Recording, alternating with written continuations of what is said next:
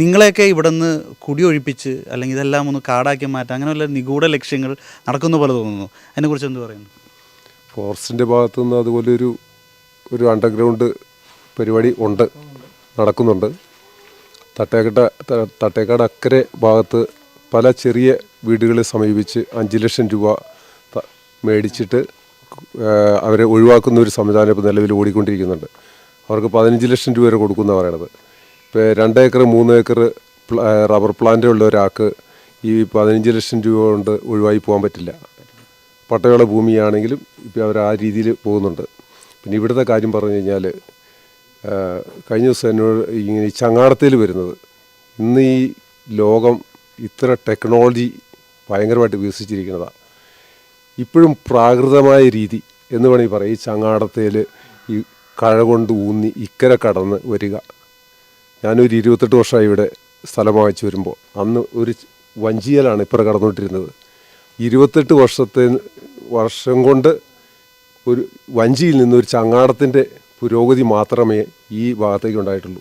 ഈ കല്ലേരിമേട് മാത്രമല്ല, ഈ ഭാഗത്ത് കുഞ്ചിപ്പാറയുണ്ട്, തലവച്ചപ്പാറയുണ്ട്, ഉറിയംപെട്ടിയുണ്ട്, ഇങ്ങനെ വാരിയുണ്ട്, തേരയുണ്ട്.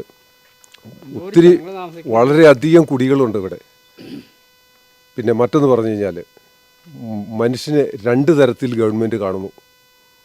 അതിൻ്റെ ഉദാഹരണമാണ് ആദിവാസി കുടികളിൽ കറണ്ട് കൊടുക്കാം.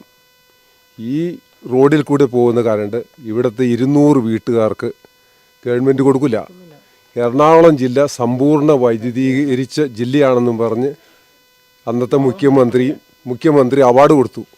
പക്ഷേ അന്നും ഈ പറയുന്ന കുടികളിൽ ഏകദേശം ഒരു 2000-ഓളം കുടുംബങ്ങളിൽ വൈദ്യുതി എത്തിയിട്ടില്ല.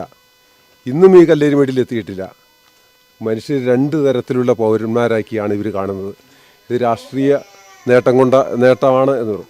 പിന്നെ ഇവിടെ പട്ടയം കൊടുക്കാമെന്ന് പറഞ്ഞു. എല്ലാ ഇലക്ഷൻ വരുമ്പോൾ മാത്രം പട്ടയം ഇപ്പോൾ തരാം എന്ന് പറഞ്ഞ് ഒരു ബോർഡൊക്കെ വെച്ച് ഒരു പ്രഹസനം നടത്തും, കുറേ ആപ്ലിക്കേഷൻ വാങ്ങിക്കും. അതല്ലാതെ ഇവിടെ പട്ടയത്തിൻ്റെ യാതൊരു പരിപാടികളും ഇവർ തരില്ല. ഇതുവരെ ഫോറസ്റ്റ് ഡിപ്പാർട്ട്മെൻറ്റ്, റവന്യൂ ഡിപ്പാർട്ട്മെൻറ്റിലേക്ക് ഈ ഭൂമി കൈമാറിയിട്ടില്ല. റവന്യൂ ഡിപ്പാർട്ട്മെൻറ്റ് കൈമാറിയാൽ മാത്രമാണ് ഈ റവന്യൂ ഡിപ്പാർട്ട്മെൻറ്റ് ഈ ഭൂമി അളന്ന് തിട്ടപ്പെടുത്തി ഓരോരുത്തർക്ക് പട്ടയം കൊടുക്കാൻ സാധിക്കുകയുള്ളൂ. ഇതെല്ലാം ഗവൺമെൻറ് ഇവിടുത്തെ ജനങ്ങളെ വഞ്ചിക്കുകയാണ്. അതാണ്. പിന്നെ ഇവിടെ മുമ്പ് പറഞ്ഞതുപോലെ ഞാൻ വരുന്ന കാലത്തൊന്നും ഇവിടെ ഒരു കാട്ടുമൃഗങ്ങളുമില്ല. എല്ലാ വീടുകളിലും തോക്കുണ്ട്. ആ തോക്കൊക്കെ കാലാകാലങ്ങളിൽ ഫോറസ്റ്റുകാർ വന്ന് പിടിച്ച് അവരുടെ പേരിൽ കേസ് എഴുതി ഇന്നും കേസ് തീരാതെ കിടക്കുന്നു. ആ തോക്ക് പോയതോടുകൂടി വന്യമൃഗങ്ങൾ എല്ലാം ഇങ്ങോട്ട് ഇറങ്ങിക്കൊണ്ടിരിക്കുന്നു. കല്ല് വെച്ച് എറിഞ്ഞ ആന പോവില്ല. ഇപ്പം പണ്ട് മനുഷ്യൻ്റെ സൗണ്ട് കേട്ടാൽ ആ ഓടുന്ന ആന, ഇപ്പം മനുഷ്യൻ്റെ ആനയെ കണ്ടു കഴിഞ്ഞാൽ നമ്മൾ ഓടണം. വീട്ടിൽ കയറി വീട് പൊളിക്കുന്നു. ആ രീതിയിൽ അതിരൂക്ഷമായ വന്യമൃഗശല്യമാണ് ഇവിടെ നിലവിലുള്ളത്. ഒരാളെ കൊന്നാൽ 302 വെക്കും എന്ന് പറയും. ഇവിടെ ഒരു ആന കൊന്നാൽ അതൊരു വിഷയമില്ല. 10 ലക്ഷം രൂപ കൊടുക്കുന്നത്. അത് എന്തുമാത്രം ഒച്ചപ്പാടുണ്ടാക്കിയാലേ 10 ലക്ഷം. അത് തന്നെ ഏറ്റവും വലിയ തെറ്റാണ്. MACT കോടതി, അതായത് ആക്സിഡൻറ്റ് ക്ലെയിം പോലെ തന്നെ ചെയ്യേണ്ട കാര്യമാണ് ഈ വന്യമൃഗം ആളുകളെ കൊല്ലുന്നതിൻ്റെ കാര്യത്തിൽ. ഓരോ മനുഷ്യൻ്റെ ജീവിതം, അല്ല ചെറുപ്പം, പ്രായം, അവനാണ് കുടുംബം, അതൊക്കെ ഏറ്റവും അത്യാവശ്യം ചെയ്യേണ്ട കാര്യമാണ് ആക്സിഡൻറ്റ് ക്ലെയിം. അത് MACT പോലെ തന്നെ ഓരോ ക്ലെയിമും ഇവിടെ ഉണ്ടാകണം. അതായത് ഈ വന്യമൃഗം ആളുകളെ കൊല്ലുന്നത്, അതാണ് ഏറ്റവും വലിയ. നിയമത്തിൻ്റെ അകത്ത് ഭയങ്കരമായ മാറ്റം വരുത്തേണ്ടതുണ്ട്. നിയമം വെച്ചിട്ട് കോടതി അതനുസരിച്ച് ചെയ്യും. ഉദ്യോഗസ്ഥന്മാരെ ഞങ്ങൾ കാർബൺ ഫണ്ട് കോടികൾ ഇവിടെ വരുന്നുണ്ടെന്നാണ് ഞങ്ങൾക്ക് കണക്ക് കൂട്ടുന്നത്. ഇവിടുത്തെ രാഷ്ട്രീയക്കാർ വീതം വെച്ചെടുക്കുന്നു, ഉദ്യോഗസ്ഥന്മാർ വീതം വെച്ചെടുക്കുന്നു. ആരാണ് കാർബൺ ഫണ്ട് എന്ന് വെച്ചാൽ, അതായത് ഹരിതക ഇവിടെ നിർമ്മിക്കുന്നത് ഇവിടുത്തെ കൃഷിക്കാരനാണ്.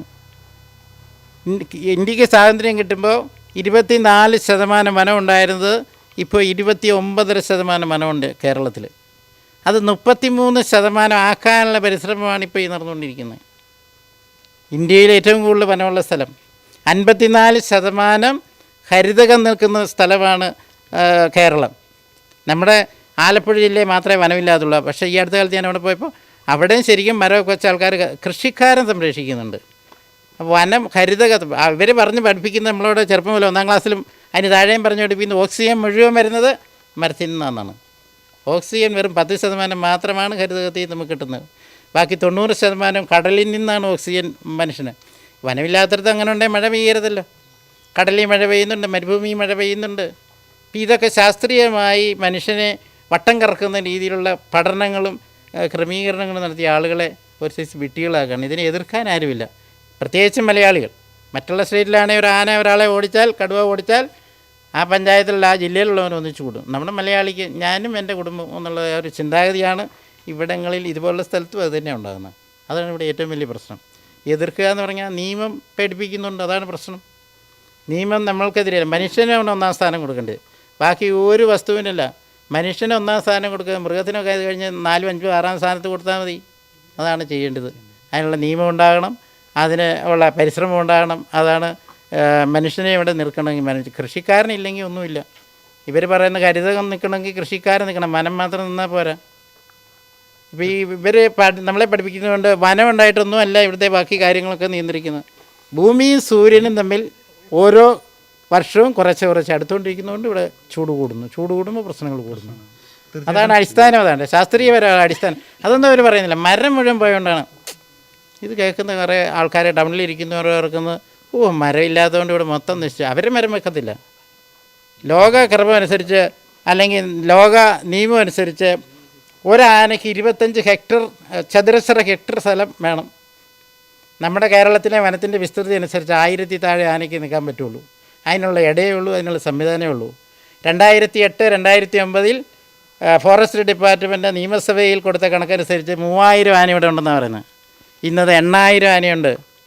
ഈ നിസാര വർഷം കൊണ്ട് 5000 ആനകൾ കൂടിയിട്ടുണ്ടെങ്കിൽ ഈ ആനയ്ക്കൊക്കെ നിൽക്കാൻ ഇവിടെ ഇടയില്ല. ഒന്നുമല്ല ഇവർ ഇതിനെ പിടിച്ചുകൊണ്ട് പോകണം, അല്ലെ വെടിവെച്ച് കൊള്ളണം. ഈ രണ്ട് കാര്യമില്ലാതെ ഇവരൊന്നും ആരും പറയുന്നിടത്ത് ഈ സാധനം നിൽക്കില്ല.